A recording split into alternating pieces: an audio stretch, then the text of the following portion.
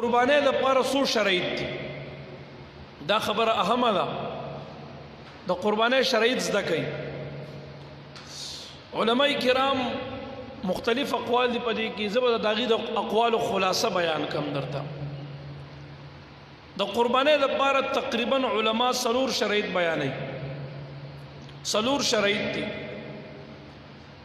اول نمبر شرط د قربانۍ دپاره اسلام دی قربانی په هغه چا باندې لازم ده قربانی په هغه چا باندې واجبېږي چې کوم انسان مسلمان وي اسلام ورته د ټولو نه اول شرط دی اوس که کافر قربانی کوي نو په کافر نه قربانی واجب ده او نه د کافر قربانی خدای قبلوي د قربانۍ لپاره اول شرط اسلام دی قربانی کوونکی به مسلمان وي دویم شرط د قربانۍ لپاره چې دی هغه اقامت دی اقامت معنا مقیمواله هغه انسان چې دی مسافر وي نو په مسافر باندې قربانی واجب جواب را نغی لږ ویښ کښېنئ چې دا مسلې مو د ذهن تخکته شي جواب را کوئ په مسافر باندې قربانی واجب نه ده اوس مسافر چاته وایي چې په دې سعودیا کې زمونږ استاسې د وطن خلک دي یا د نورو ملکونو ته مزدورۍ پسې تېري دا مسافر دي جواب را نغی دا مسافر نه دي پردیس به وي مسافر چاته وایي یو انسان د خپل کلي او علاقې نه روان شي ګوره دې باندې ځان پوه کوي ځکه درته یم چې ویښ کښېنئ اوده مه کښېنئ چې په مسله پوه شئ یو انسان د خپل کلي علاقې نه روان شي بل علاقې ته یا بل وطن ته ځي ستا د پېښور نه ته روان شوي ته اوس لاهور ته ځي یا پنډۍ ته ځي اسلام آباد ته ځي کراچۍ ته ځي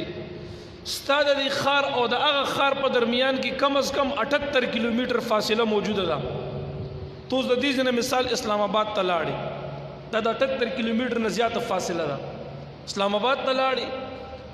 او ته په اسلام آباد کې د 15 ورځو نه کمې ورځې تېرې نو ته مسافر ته سعودي عرب ته لاړې دوبۍ ته لاړې قطر ته لاړې یورپ ته لاړې یا د ایشیا کم ملک ته لاړې خو ته هلته د 15 ورځو نه کمې ورځې تېرې نو ته بیا مسافر او که ته هلته 15 ورځې تېرې یا د 15 نه زیاتې تېرې نو ته بیا هلته مقیم یې ته به بیا قرباني کې اوس په مسله پوه شوئ جواب را نغی دغسې ویښ کښېنئ لږ ګوره چې د دې ځای نه کم تللي دي په سعودي عرب کې کارونه کوي نو هغه د 15 ورځو دپاره خو هغې نه دي تللي نه د 15 نه کم هغې د 15 ورځو نه زیاتې هلته تېروي لګیا دی مزدوري کوي لګیا دی هغې هلته ډېره دي څوک کال تېروي څوک 2 کاله څوک میاشتې څوک 6 میاشتې څوک 8 میاشتې څوک کم او څوک زیات نو هغې هلته مقیم دي اوس که دې سره ګوره دویم شرط ما د قربانۍ د وجوب دپاره اقامت ویلو اقامت ویلی شي مقیموالي ته په دې ځان پوه کوي د قربانۍ د وجوب څلور شرایط علما بیانوي اول نمبر شرط ورته اسلام دی مسلمانی ده دویم شرط ورته اقامت دی مقیموالی دریم شرط د قربانۍ دپاره هغه حریت دی اصیلوالی قرباني په هغه چا لازم ده چې دی غلام نه وي دی مریی نه وي که غلام وي اگر چې مسلمان هم دی مقیم هم دی خو چې غلام دی نو په غلام باندې قرباني فرض نه ده غلام بیا څه ته ویلو اسانه اصطلاح کې درته وایم پخوا به د مسلمانانو د کافرو سره جنګ و جهاد وشو کافرو ته به الله شکست ورکړه مسلمانانو ته به الله فتح ورکړه د هغې نه بیا چې کوم څوک بندیان راوسته هغه به بیا وینځي غلامانو هغې بیا خرڅول هم اسلام کې جایز دي هغه به بیا ستا عمر برله کار کوي خدمت به دې کوي هغه بیا ستا دپاره مریی دی که ته بیا هغه خرڅې نو دا جواز لري جایز دی چې خرڅې کړي غلامان اوس نن سبا خو تقریبا غلامان نشته دی په دې علاقه او معاشره کې دا ختم شوي دي خو د قربانۍ لپاره اول نمبر شرط اسلام دویم نمبر شرط ورته د قربانۍ دپاره مقیموالی اقامت دی چې په خپل کلي علاقه یا په هر ځای کې چې خو د 15 ورځو نه به زیات د پاتې کېدو نیت بستا وي دریم نمبر شرط ورته حریت دی حلال هغه آزادوالی دی دا چې غلام بني څلورم نمبر شرط ورته اوس دا درې شرایط مونږ تاسو کې شته. مونږ تاسو ټول مسلمانان یو، وایي الحمدلله. مونږ تاسو ټول په خپل کلي علاقه یو یا کوم زمونږ وروڼه د بار دا بیانات ګوري نو هغې هلته مقیم دي. مونږ تاسو ټول آزاد یو، مونږ کې یو غلام نشته. څلورم شرط څه شیز دی؟ څلورم شرط ورته توانګري ده. یو انسان چې مالدار وي، خاوند نصاب وي، په ده باندې قرباني لازم ده. اوس په دې باندې اکثر زمونږ دا کمپیوټر کار نه کوي. د اکثرو خلکو دماغ دې خبره باندې نه رسېږي چې اوس دا نصاب به وله څومره وي، څومره پیسه در سره قرباني لازم ده. زه درته آسان ویمه چې ستاسو دا دماغ به پرانظم او تاسو په دې مسله پوهه کمه. انشاءالله لوی وړوکي ټول به اوس پې پوهه شئ. توجه مو شته دی؟ څلورم شرط ورته نصاب دی. نصاب یو انسان مالدار وي. دلته د مالدارۍ نه مراد هغه نصاب دی چې په کوم نصاب انسان باندې صدقه فطر یعنی سرسایه لازمیږي. هغه نصاب ته نه مراد نه دی چې په کوم نصاب باندې زکات لازمیږي. بس دومره پوه شئ. یعنی مطلب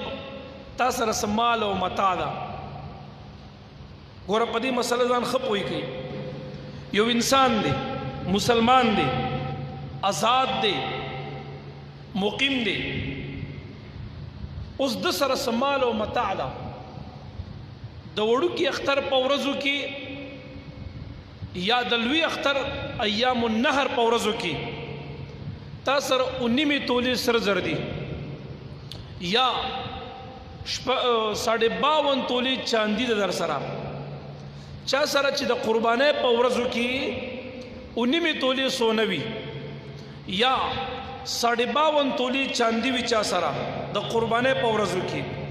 یا د 52 تولې د چاندې قیمت وي در سره، لکه نن سبا تقریبا 78,000 یا 80,000 روپۍ راځي، دومره در سره وي 80,000 روپۍ خوشه، او دغه پیسې ستا د حاجت ضروري نه اضافي وي. ګوره زه دا مسله د پاکستان د خلکو دپاره کوم. زمونږ د پاکستان چې کوم رقم دی زه هغه یادوم.